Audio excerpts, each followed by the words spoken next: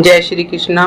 राधे राधे। जगन्नाथ जी की एक प्रसिद्ध कहानी, जिसमें जगन्नाथ जी पान वाले से पान खाते हैं और बिना पैसे दिए वहां से चले जाते हैं। यह कहानी भगवान जगन्नाथ की भक्त वत्सलता और उनके भक्तों के प्रति प्रेम को दर्शाती है। कहानी इस प्रकार है। पुरी में एक गरीब पान वाला रहता था, जिसका नाम रघुनाथ था। वह भगवान जगन्नाथ का बहुत बड़ा भक्त था और प्रतिदिन भगवान को पान का भोग लगाता था। एक दिन दो लड़के, जिनमें से एक सांवला और दूसरा गोरा था, रघुनाथ की दुकान पर आए और दो पान मांगे। रघुनाथ ने उन्हें पान दे दिए, लेकिन वे दोनों बिना पैसे दिए चले गए। अगले दिन भी वही लड़के आए और फिर से पान लिए और बिना पैसे दिए चले गए। रघुनाथ को यह बात बहुत बुरी लगी। उसने सोचा कि ये लड़के रोज रोज आकर मुझसे पान ले जाते हैं और पैसे नहीं देते। उसने सोचा कि अब वह उन्हें पान नहीं देगा।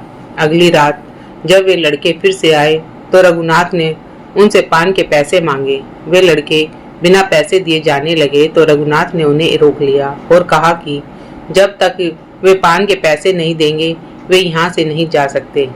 लड़कों ने कहा कि उनके पास पैसे नहीं है।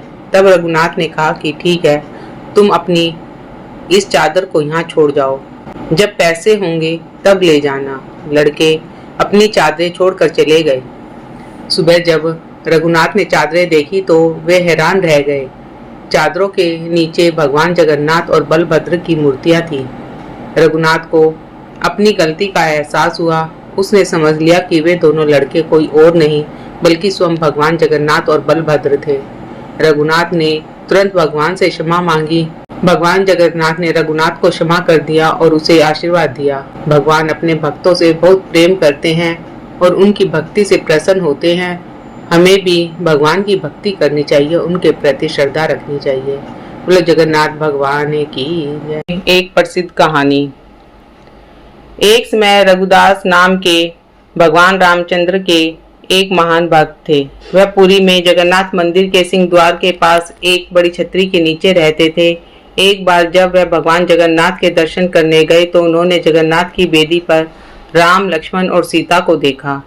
उस दिन से उन्हें विश्वास हो गया कि भगवान जगन्नाथ भगवान रामचंद्र से भिन्न नहीं है। रघु ने भगवान जगन्नाथ के प्रति मित्रतापूर्ण प्रेम रस विकसित किया।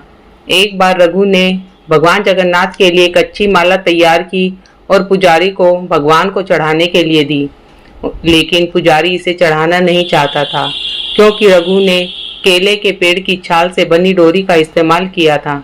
उस समय जगन्नाथ के मंदिर में ऐसी चीजों का उपयोग वर्जित था। रघु को बहुत दुख हुआ कि उनकी माला भगवान जगन्नाथ को नहीं चढ़ाई गई।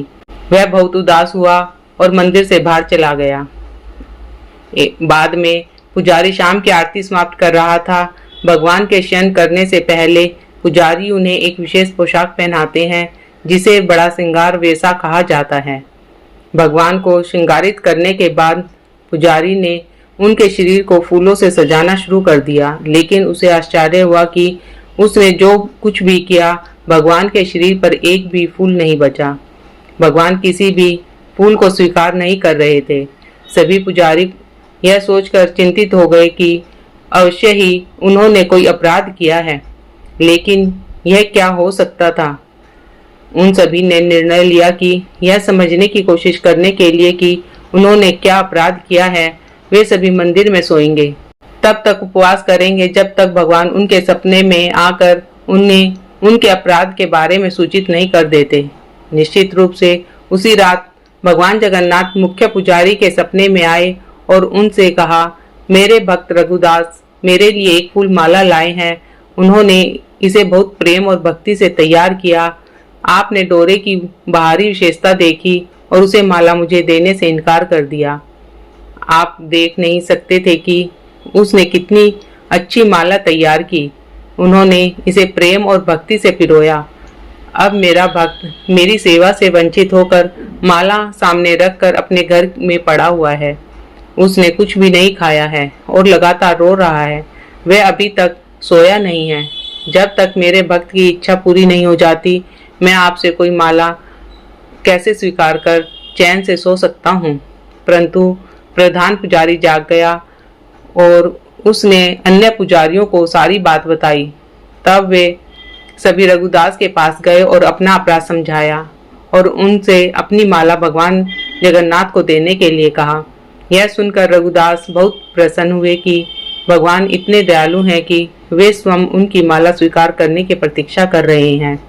जिनकी जीवन कथा भक्ति, त्याग और ईश्वर में अटूट विश्वास का प्रतीक है, उनकी भागवत कथा आज भी असंख्य भक्तों को प्रेरणा देती है।